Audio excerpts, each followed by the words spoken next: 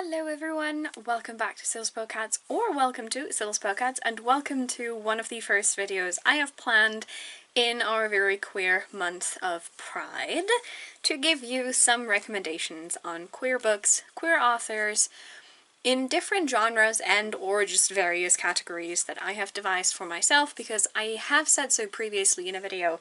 But one thing that's really important for me is we don't just read queer books because they're queer, but we read them because we like the category in which they are, put into.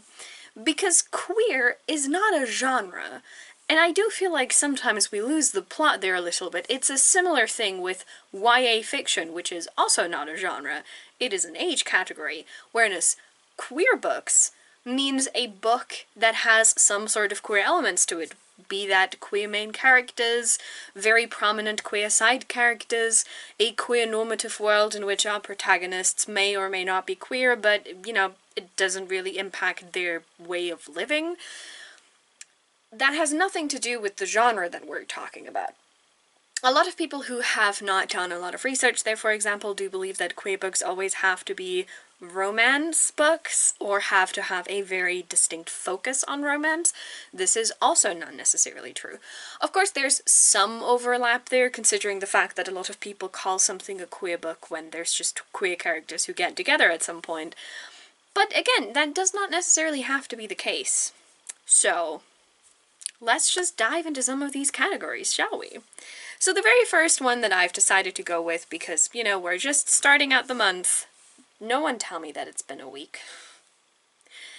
Time is a construct. Anyway, so, because we're just starting out, I thought what I'm going to start out with is a category that I've just called short format, which is a bunch of shorter queer fiction in whichever way possible that I want to talk about here for a hot minute. So the first smaller category within this short fiction that I've decided upon is poetry. Now, I'm not super well versed in poetry. It is not my favorite thing to read, and it is definitely not the thing I am most knowledgeable about, but I do have two collections I want to talk about for a second. Or, well, one collection and two scrapbooks by the same poet. So the first one, which I do have physically, is Extra Transmission by Andrea Abikaram, who is... hold up. Here we go. An Arab-American genderqueer punk poet performer cyborg, which I personally think is metal as fuck. And they write, especially in Extra Transmission, they write a lot of poetry designed about queer fury and queer pain, also very specifically tied to their identity that does not just include queerness, but in this case also being an Arab American in a country that is not necessarily super nice to anyone who's not American, if that makes sense, but specifically someone of Arab descent. And I found their poetry to be incredibly fascinating. So a lot of it is very minimal, as you can see here, for example. And some of it seems more like prose than poetry. You can't really read a lot, but, this is what it looks like. But I found their poetry to be incredibly fascinating, and it really, really got to me. So if you're ready for some heavy hitters, I do highly recommend Extra Transmission, actually. So this is going to be my first poetry recommendation for anyone out there who does actually like poetry. In regards to poetry, do feel free to leave your recommendations down below, because I have not checked out that many poets in general, but I do want to have more queer poets that I can talk about at some point. So if you have any recommendations, if you have anyone that comes to mind, please leave them in the description box down below. Thank you very much.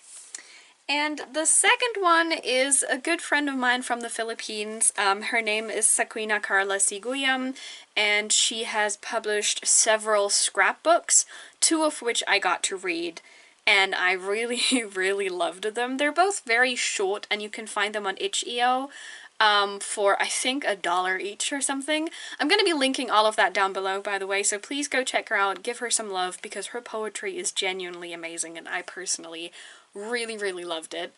The way that I'm such a big fan of poetry that has such an innate rhythm that does not necessarily translate to like old cadences of poems, for example, because, you know, there are several rules, quote unquote, to specific kinds of poetry that you do have to adhere to, but a lot of more modern poetry does not necessarily adhere to those rules in particular, and I'm a very big fan of that, and I personally think that Sakuna is always just nailing it in all of her poetry that I've been able to read so far, so give her some love, because she deserves it.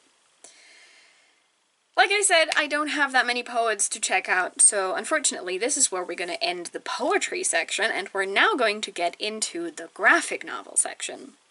I've decided to not include manga in this simply because I am thinking of doing a whole manga segment myself at some point. So these are very specifically graphic novels, and we have 3 of those. The first one we're going to start with is one that a lot of people might be familiar with, but I do still want to give it a shout out, and that is Nimona by Noemi Stevenson. This wonderful little book also has a movie, which, in case you don't know, was supposed to be run by Disney. Disney rejected it, and then it ran over to Netflix, and let's just say Disney should have stuck with this one if they wanted profit. But alright. So the thing I like about Nimona is not only do we have a very queer relationship sort of somewhere in the background between our 2 knights, but we also have Nimona, who very obviously is challenging a lot of maybe not specifically always gender stereotypes, because she does have the advantage of being a shape-shifting monster, in the best sense possible, truly. But she does, to a certain degree, challenge gender rules and also expressions, because she is usually read as a girl, as you can kind of see here a little bit, but she defies a lot of gender stereotypes that specifically come up in like more medieval-esque, you know, big quotation marks, fantasy stories, and I personally am a really big fan of that. I do also very much enjoy the art style, as you can see here. There's a lot of colors to it. The colors change a lot depending on what setting we have, which I personally think is really nice. And it's just, overall, it's a fantastic read. I do also recommend the movie. I think it's like a tiny bit different than the comic book every once in a while, but they did a fantastic job in like recreating the story and also just giving us the characters, which I personally think is wonderful, because that's exactly what we asked for when we wanted a movie made out of this. The second one is one that I actually read fairly recently, if I remember that correctly. I think I read it back in March or something. And that is The Girl from the Sea by Molly Knox Ostertag. This is a wonderful, like, it looks fairly thick, but as with a lot of graphic novels, some of the pages are super fast to go through because there's only art or very limited amount of speech bubbles, for example, or descriptions. And so I personally still count this as a very fast read, even if you don't read as fast as I do, which you shouldn't. It's not healthy, but anyway. And The Girl from the Sea is about Morgan, who gets to know this wonderful little stranger who is coming directly from the sea. The book is a lot about coming of age, because Molly is only 15, so it does veer kind of towards young adult age categories. Not necessarily fully middle grade, I think like a very nice in between there, but I personally absolutely loved it. I think the drawings are absolutely fantastic. I really love the style of this one as well, and it was just overall so incredibly sweet. It also had a really, you know, nice message about environmentalism in there as well, because of course it did. We gotta have those. So overall, I really highly recommend Girl from the Sea if you just want to read a nice little love story between 2 beautiful girls. Look at them in the back there. Aren't they nice? Don't we just love them? And last but certainly not least for our graphic novel situation, and this is a very good segue into the next one, we have a short story collection called Kilik. This is from a lot of Philippine artists and writers who teamed up together and made a bunch of very beautiful stories in here. Not all of them are queer, and not all of the authors or, you know, artists are queer, but I know that a good amount of them are, and so I really wanted to give this one a special shout out because it is absolutely beautiful. There's, I think, 2 stories in there that are written in Tagalog and not English, so unless you can speak Tagalog, you are unfortunately going to be missing out on these stories, even though you can still look at the drawings, like for this one, for example. But everything else is in English, and so very easily understandable for anyone who does speak English. And one very special shout out does have to go to this story, Cat in the Bag, because this was made by my wonderful girlfriend, and I personally think you should give them a lot of love for this. So if you want to check this one out, I do believe it is now available around the world as well, because it used to only be available in the Philippines. Go grab yourself a copy. It is really not that long. There's a lot of really nice short stories in there, and since there's a lot of different artists here, the art style also varies with every single story, which I personally think is a really nice touch as well. Alright, now that we've crossed over into that territory, let's talk about the next variable of short queer fiction. Short story collections. So some short story collections will rally around like a common theme, for instance, whilst other short story collections are just from the same author and thus can vary in theme, though more often than not, if you have a collection by the same author, the author usually also tries to adhere either to a certain theme, a certain writing style, or just overall some sort of cohesiveness that draws these stories together. It's kind of important for people who are not necessarily that well versed in short stories to understand this concept. I have a few short story collections by the same author, and I have some with various different authors all across the board, so these are going to be slightly different in what they're trying to attempt. So first and foremost, let's do, I think, the ones by the same authors. In which case I do have 2 for you wonderful people. So first of all, we have one that I read a while back, and that was immediately one of my favorites. Actually, one of my realizations that I do like short fiction when it is done in a way that I appreciate. And that would be Salt Slow by Julia Armfield. Julia Armfield's writing style is very gothic-esque in nature. It's very slow, and her horror is very, very mystical, if I can say it like that. She does body horror in a way, but it's very subtle, and I personally really appreciate that. And Salt Slow is this entire collection, more often than not, about female characters taking on some sort of monstrous form, either because of their lover, in spite of their lover, or because of the circumstances surrounding them.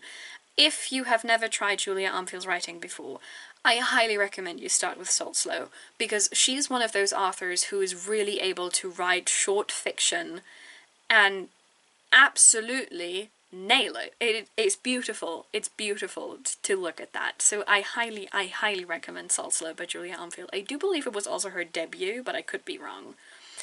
And the second one that I don't have physically as well, but that I did read and highly enjoyed, I think last month or the months before that, is Eyes, Guts, Throat, Bones by Moira Fowley Doyle.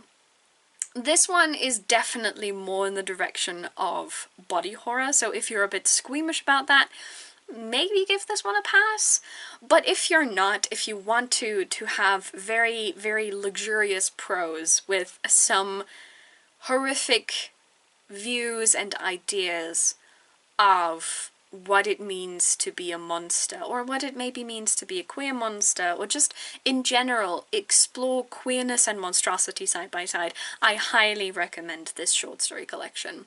The thing that I found so intriguing about her is, while someone like Julia Armfield in Salt Slow has a somewhat consistent style all throughout these short stories, Moira Fowley Doyle managed to have a very distinct style for each short story that she wanted to express differently in, which I personally found very fascinating. Like, there's a story about a man and a woman essentially agreeing to have sex because the world is ending, and the way that the short story is made out of is essentially as if looking into the script of a movie. So you have a scene description, and then you just have the bad dialogue between these two characters.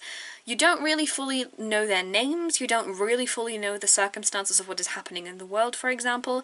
They just keep repeating over and over that the world is about to end, and you believe them because you don't know what else to do, essentially. And I found that incredibly fascinating. So if you want to have a short story with the same author that does vary in its writing style, I highly recommend this one because you are going to get exactly what you asked for. Alright, so these are the two short story collections that I have of the same author participating. Now we're going to move on to some collections of books with different authors. The first one is one I got an ARC of, and I do believe it is online available. I'm going to be popping the link down below, and that would be A Chronicle of Monsters, edited by Rita Rubin. I got to read an arc of this, and it was fantastic. So the entire theme of the collection, essentially, is this very overlap between queerness and monstrosity, which partially stems from the fact that a lot of people, that queerness way back was always portrayed as something monstrous in fiction, and a lot of queer writers, particularly in the horror genre, have kind of tried to reclaim that by basically making their monsters queer on purpose, or by making a lot of commentary surrounding monstrosity as in how it overlaps with queerness, for example. Because monstrosity always breaks the boundaries of our society, which is exactly what queerness does in a lot of cases. And A Chronicle of Monsters is basically exactly that. The monsters are not so much metaphorical as they are very real more often than not. And I personally really loved it, because with all those different authors, there's a variety of different styles that you can appreciate and examine. And in a lot of cases like these, there are going to be some stories that you like more than others, which is perfectly fine for a short story collection, mind you. But I really enjoy that aspect about reading short story collections by different authors, because it makes you go, oh hey, I really enjoy this author, I think I might want to check out more by them. Or, you know, vice versa, I didn't really care about this one, maybe I'll be a bit more careful when it comes to that author when they, you know, publish something new, for example. So, if you do want to look a bit more closely at queerness and monstrosity and how they might overlap, I do highly recommend A Chronicle of Monsters. Again, I will be leaving everything that I can find a link of and that needs a link because it is, for example, only an online purchase, down below in the description box. Editing silly here to say that I have actually forgotten one of the short story collections I wanted to talk about, which is very funny considering that I quite literally finished it in June to talk about it, but oh well, alright, so another short story collection that I wanted to mention very quickly that is also, you know, different authors coming together for like similar themes and thus writing their short stories, poetry, and prose poems together in one collection is Tingle, which is a collection of lesbian Pinay writing, so lesbians from the Philippines, edited and sometimes even translated from Tagalog by Joanna Beelin Cruz. And I found that collection to be incredibly beautiful. I think everyone who is able to should check it out. I'm pretty sure that you can get it very easily as an ebook, for example from Amazon. I know we don't like that, but we do like to support indie authors as much as we can. And the reason I also think support for this anthology in particular is so important is because in the introduction to the entire anthology, Joanna mentions that it is very hard to find specifically lesbian writers, specifically also obviously writing about queer themes in the Philippines, because the literary scene over there still very much likes to exclude women, lesbian, both, whatever they can have essentially, and so if you could give them some love with this, I would absolutely appreciate that. The entire anthology is split into several themes, like for example, how it begins, how it ends. These are the first and the second and the last theme essentially. But there's also one particular part that does in fact talk about sexual desires. There is one part that talks about unrequited love or just unfulfilled love and desires. There's so many short stories about so many different themes and ideas, and there's also some breathtakingly beautiful poetry in there. So if any of that sounds interesting to you and you also want to support some queer writers, in this case specifically from the Philippines, do give this anthology a try. I promise you, you are probably going to find something in there that you will like. Even if it's just 2 poems, it's going to have to be worth it. Honest to God. So, that's all we have for this little segment. The Siller that actually sat down to film this video with kind of a plan in mind is going to take over now again, so we'll see each other at some point.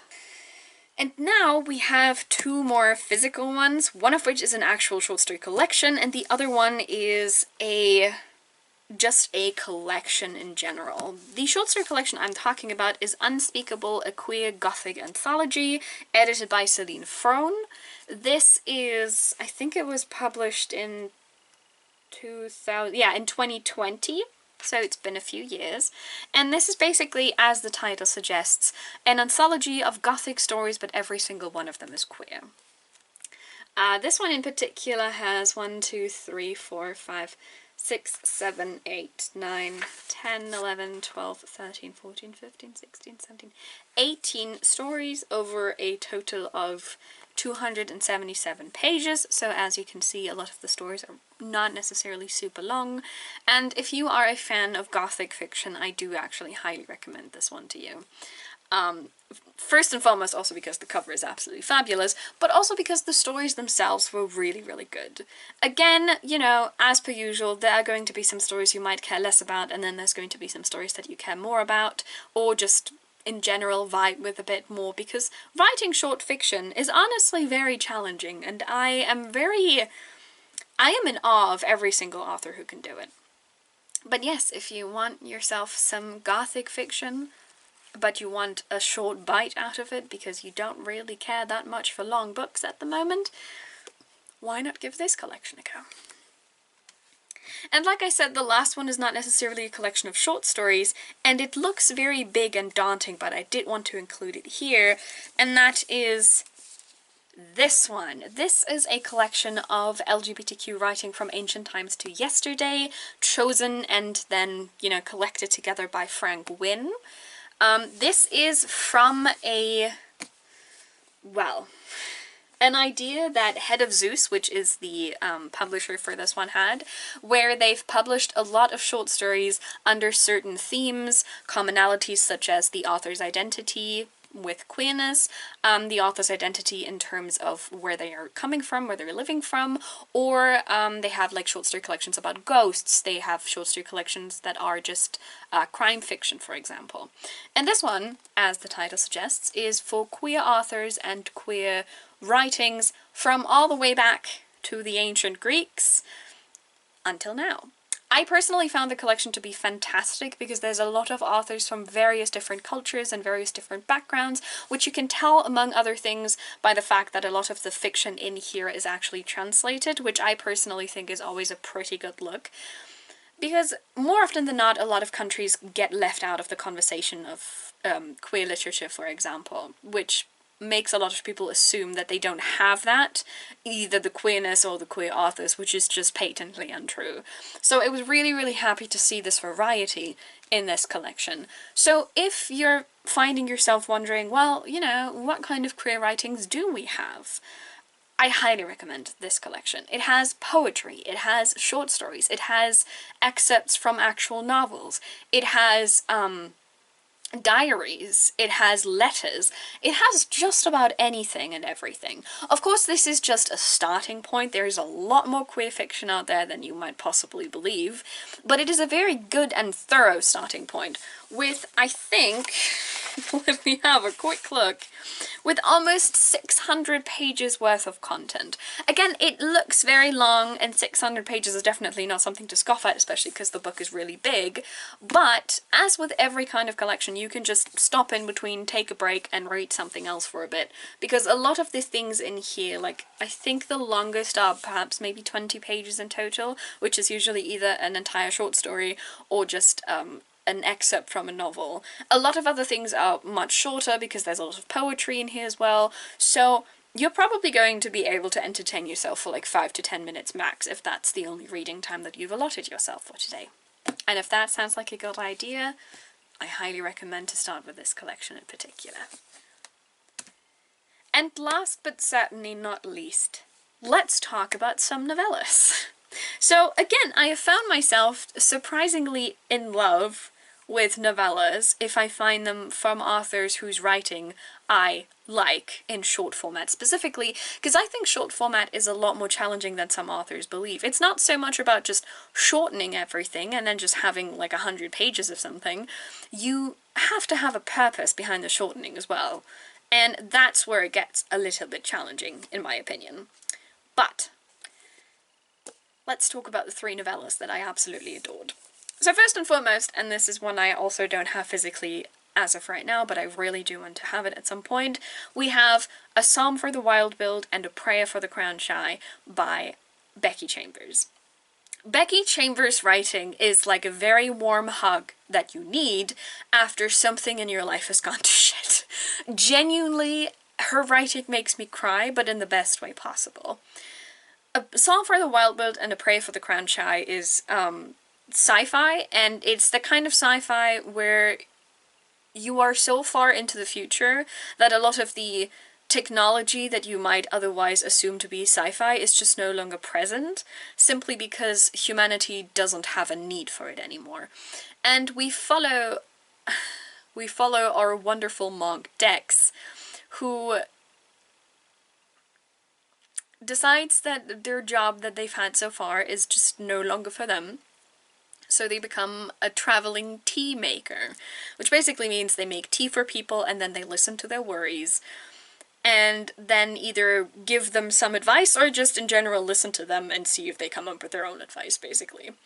And Dex on their journey gets to meet a robot, which is actually very special because robots became sentient at some point and kind of split away from humanity because humanity kept on enslaving them to do their labor because, you know, they thought they were just robots. And the series is so incredibly wonderful about finding your purpose in life, or just rather recognizing that you don't need a purpose in life to exist and have a good time, basically. And if you need that in your life right now, do yourself the favor and read these 2. They're not super long. I think each of them is like 120 to 130 pages, so that sounds like a wonderful 130 pages, especially for someone who just does not have the patience for longer books. Go with that, or read it immediately. In a somewhat kind of similar way, and these people might have heard a bit more about, we have When the Tiger Came Down the Mountain by Nhi Vo, or the other one in that series, which is called The Empress of Salt and Fortune. That one is actually the first one, but it doesn't really matter in what, it doesn't really matter with which one you start, essentially. There's, I think, going to be 5 novellas in this series in total, and all of them follow the cleric Chi, who is essentially on their way to discover stories from people. And so every single novella is Chi meeting someone else who tells them their life story, essentially. So we always have a story within the story, which I personally think is a fantastic way of telling, of using a novella, like using such a short format, essentially. I adore Nhi Vo's writing style, period, full stop. There's nothing else I can say about that, because I love her writing style so incredibly much. And I personally think that her novellas are absolute chef's kiss. They are so incredibly well done. The writing style is absolutely beautiful. And I really love that every single story is contained within one volume. So the only thing that you keep on having is the fact that she just keeps on traveling, which you know, is very easy to understand, which means you don't have to adhere to reading first book 1 and then book 2 and then book 3, especially if you don't have access to them right now. You can start wherever you want to, and it is going to be a great time. So if that is something that interests you, I highly recommend you check out this series, which is the Singing Hills Cycle by Nivo. And last but certainly not least, we're going back a bit into horror territory. If you haven't caught on to it yet, first of all, I love horror. Second of all, queer authors also love horror. And the book I am specifically talking about is The Salt Grows Heavy by Cassandra Khaw. So first of all, Cassandra Khaw's writing style is everything I've ever wanted. First of all. Second of all, what I love about The Salt Grows Heavy so incredibly much is it is vaguely inspired by different fairy tales, in this case in particular the fairy tale of The Little Mermaid, but the way Cassandra Khaw works with the story is so different from a lot of the retellings that we have right now that it becomes incredibly interesting to read. Like, for example, The Little Mermaid in this one essentially is not the, you know, nice but somewhat suffering mermaid who loses her tail because she was so in love with a human being. The Little Mermaid in this one is a hungry siren who is not human. And the thing that I love about this book so much, and why I just emphasize it so much, is because the book very explicitly tells you that she's not human. So you're not supposed to expect human sympathy from her, because she doesn't have that. She's not human. And I think Cassandra Khaw nailed that inhumanity as a protagonist so well, which is very difficult, because the protagonist is the way of which a lot of people relate to the story. And so having an actual inhumane main character can sometimes be incredibly alienating to people. But I personally love how the author stuck to that choice. Like, they made it so delicious. Fair warning, there's also some body horror in here specifically, because we follow this beautiful mermaid who is on, well, she is basically fleeing from the country that she was living in previously with a doctor, and on their flight from that place, they meet what I can only describe to be a cult in a forest that loves to chop children up and eat them. Strangely enough, the children don't get nearly as harmed as they should be by that, and the two are very confused about that. So there's a lot of body horror in here, but Cassandra Khaw's writing makes it incredibly beautiful to witness. And the thing that I love about it as well is it feels both clinically described as well as incredibly primal, because we're still talking about other humans essentially devouring their children, for example. And it's just done so incredibly well. So if any of that sounded interesting to you, it's 125 pages. With a pretty big font. What could possibly go wrong? So, yes, that is the last short story format situation that I want to talk about. Well, specifically short story situation that I won't be mentioning in other videos specifically. As I said, I do have some more planned, some that are specifically about certain genre conventions, some that are specifically about another type of variation that I found to be a little bit more reoccurring, because again, I think it is important to know that when you're choosing a queer book, you're not just choosing it because it is queer, but also because it has something else going on for it that you are genuinely interested in. Because if you want to read a queer book and then you pick up a romance book and you're not a romance person, you're probably not just automatically going to like it just because it's queer. Same thing with horror, with fantasy, with sci-fi, with any kind of subgenres.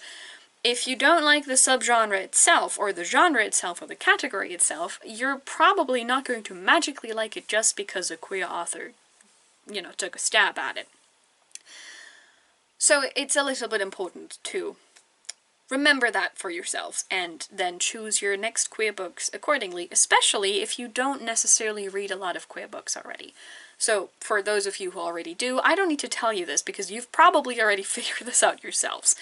But for those of you who don't have that many queer authors on their shelves right now, or who are still trying out and finding their style, don't get discouraged just because you don't like a queer book. The chances of you not liking it because it's just not for you, or because the genre sucks for you, are very high. Much higher than to claim that all queer authors write like shit.